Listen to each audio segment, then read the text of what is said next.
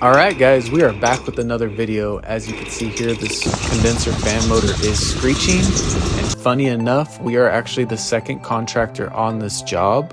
The first contractor went out there, verified that yes, this fan motor is going bad. However, he wouldn't be able to get the fan motor for a week, and the customer did not want to have to wait that long. So luckily, when he gave us a call, we were able to fit him in same day.